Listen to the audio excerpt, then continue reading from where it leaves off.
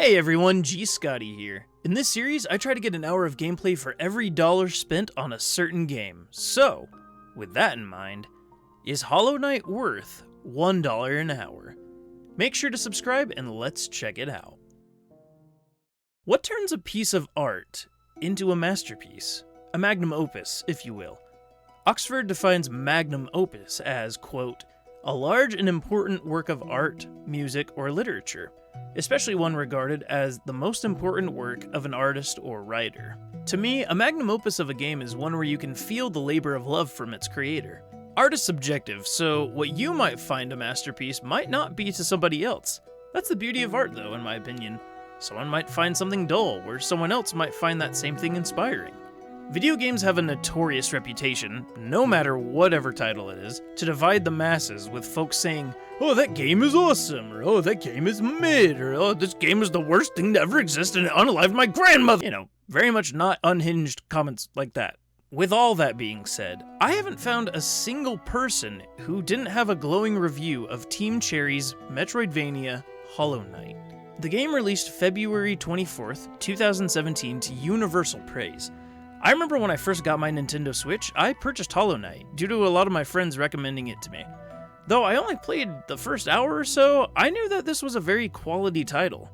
Fast forward to October of this year. Ever since I decided to do this whole $1 an hour series full-time, I was asked by a lot of people in my live streams, which are Tuesday through Thursdays at 5 p.m. EST here on YouTube, to review Hollow Knight. What with the hype of its sequel, Silksong, being totally just around the corner, it has to be, it's not just copium, Team Cherry, please tell us anything. So me, being a man of the people, decided to stream the adventure down the dark well of Dirthmouth for 15 hours, or until we did everything the game had to offer. Will we conquer this infested land of insect monstrosities, or will we fight tooth and literal nail to no avail? There's only one way to find out. Let's look and see what's in this game.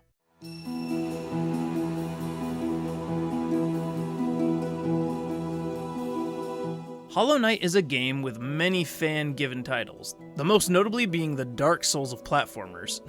I remember hearing that and my initial thought process was, oh, okay, so it's hard, but come on, it can't be... Oh. This game is what I like to call tantalizingly possible.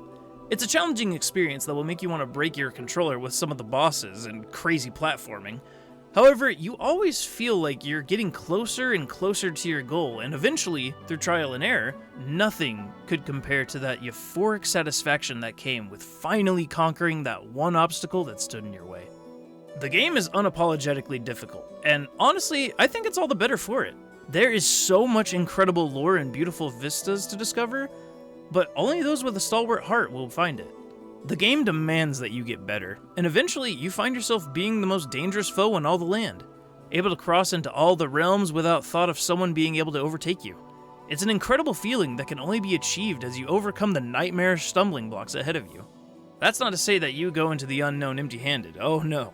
A brave warrior like yourself needs a mighty arsenal, and the nail in your hand is only the beginning.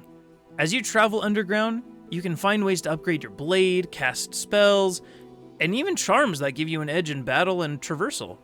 Feeling like you're getting lost? Slap on the Wayward Compass to see exactly where you are. Wish your spells just had a little more oomph to them? Try wearing the Shaman Stone. There are 40 charms in total, and figuring out which ones work with your own unique playstyle is so much fun. Of all the charms that I've discovered, my favorites are definitely the Mark of Pride and the Grub Song. This game excels at allowing the player to play however they want, depending on what charms and attacks they prioritize. However, one thing is universal throughout the entirety of the game, no matter what your playstyle is. The traversal and overall control of the main character is tight, focused, and incredibly satisfying. However, like I said before, this game is hard.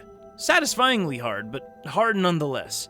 Dying in this game is inevitable, unless you're one of those absolute steel soul beasts good night in the morning. When you die, you lose all of your currency and you can't hold as much mana points, or soul. But never fear, sports fans. All you gotta do is find where you died and smack your dead soul a few times and bada bing bada boom, soul restored and money back in your pockets.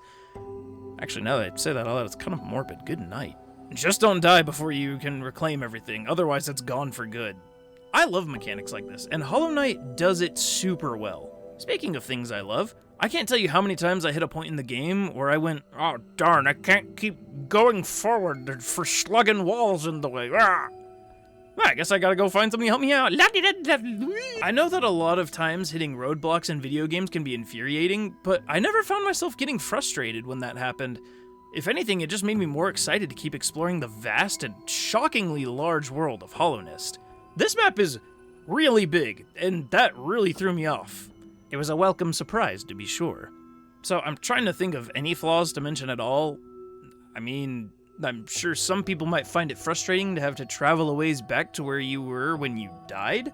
Personally, I didn't think it was that bad. To me, it gives me an opportunity to explore different paths or different strategies, etc., etc.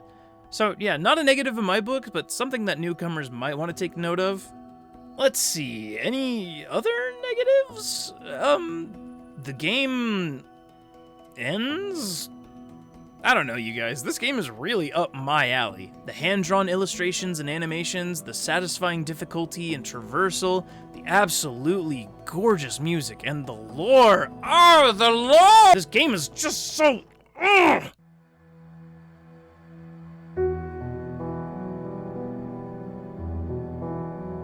The game begins as a nameless traveler with a crude nail as a blade leaps from their home and into the dark trails of the King's Pass and into the abandoned town of Dirthmouth. The only person to greet you is the weary Elderbug. He forebodingly says, "Our town's fallen quiet, you see. The other residents, they've all disappeared, heading down that well, one by one, into the caverns below. Used to be there was a great kingdom beneath our town. It's long fell to ruin, yet it still draws folks into its depths. Wealth, glory, enlightenment. That darkness seems to promise all things. I'm sure you too seek your dreams down there." So down the well we go, into the awesome yet chilling halls of the Forsaken Crossroads. There we meet characters like the studious mapmaker Cornifer, the grumpy and lovable Zote the Mighty, and the pensive and stalwart Coral, who's my favorite character, just saying, leave me alone. The cast of characters throughout the game is extensive, and they're all so charming and brimming with personality. There's also a few bosses along the way, and they're challenging, but nothing too difficult right now, like the Falconite or Hornet. Very fun, not too challenging, but very fun. We eventually find our way into the more dangerous territories like Greenpath and its pools of acid, and the trampoline-like mushrooms of the fungal wastes. I just gotta say, this level design and artistic direction, it's just so beautiful. And it's enhanced by the outstanding score by Christopher Larkin. Absolutely 10 out of 10 work. I know I keep saying that, but I can't say it enough. This game is gorgeous. Oh! I don't want to spoil everything when it comes to the characters and the story, because I believe the best way to experience them is to just discover it on your own. I will say, though, that I appreciate that the game doesn't outright just tell you what's going on. The lore of the game is surprisingly twisted and dark at times, so it's almost as if the characters don't want to just flat out give you all the answers. It's haunting to them. It's refreshing, and I'm glad the developers respect the player's intelligence. I was taking my time with the game, so towards the end of the first 5 hours, I wandered into the Mantis village, which brings us to...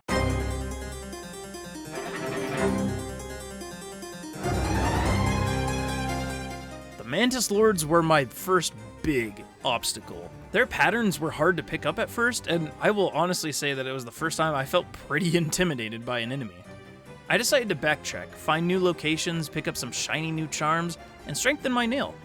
I will admit, I did have a lot of help from my chat. Thank you guys, I appreciate you, love you, kisses. Which, speaking on that, I thought it was really cool to see that a game like this had such a strong, loving community that was willing to help a newcomer such as myself. Not really a point towards the game's quality or my overall ranking of the game, but something I wanted to point out nonetheless. I really appreciate all the friends that I made in chat. You guys are awesome. Eventually, I found myself in the beautiful vista of the City of Tears, where I discovered that I myself was not the Hollow Knight. Somebody else was. That actually threw me for a loop. Ugh. After upgrading my drip, I made my way back to the Mantis Lords, and eventually I was victorious in battle. The path forward led to Deep Nest, aka the scummiest place in the whole game, where I got tossed in a bag and dragged into the distant village. Let that be a lesson to you, children. Never trust a bench. Eventually, after my dastardly escape, I explored all throughout the areas I'd visited until I unlocked a tram to the resting grounds, where I discovered the locations of creatures known as the Dreamers, who keep Hollow Nest eternal. And I unlocked a new ability to cut through the veil between dreams and awakening, aka I take on challenging foes and collect energy known as essence. It's pretty cool. I even got to take out one of the dreamers in this time frame, which weakened a seal on the Black Egg Temple in the Forgotten Crossroads, forever changing the landscape of the area, causing the beast to change and grow stronger. It was so cool. I traveled around Hollow Nest, learning new spells, fighting new bosses, and discovering stunning new vistas like Crystal Peaks. I then traveled back to the City of Tears, and there I discovered my favorite boss in the whole game.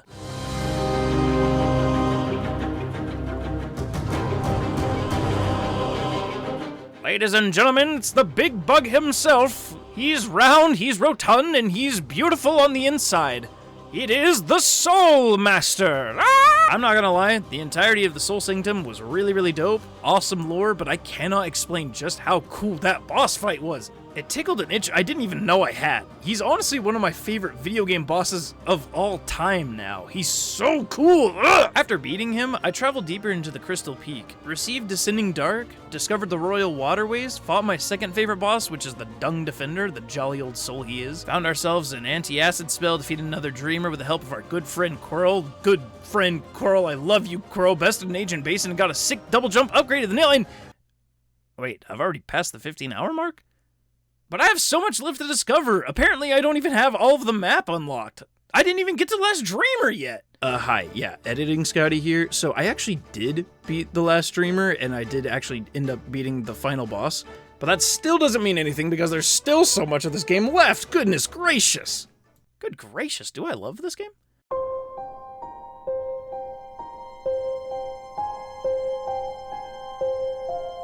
Hollow Knight is the definition of a magnum opus. Everything from the art to the music to the lore and the characters, this game is something so rare. Something I'm always afraid of never seeing much in my life. And that's perfect art. I'm sure there will be some who would argue with that, but honestly that's fine with me. Art and entertainment are so subjective, and everyone's tastes are so different, but I can say with full confidence that this game has dug its teeth into me. And I'm so excited to go back and play the game to its fullest, and replay it again and again after that. I can genuinely say that this game has become one of my favorites of all time. If you're looking for a masterpiece in visuals, sound, or story, look no further. Hollow Knight is an experience that I encourage everyone to partake in. I'm so thankful for the new friends I made while playing the game on stream, and for Team Cherry for giving us such an incredible, euphoric experience.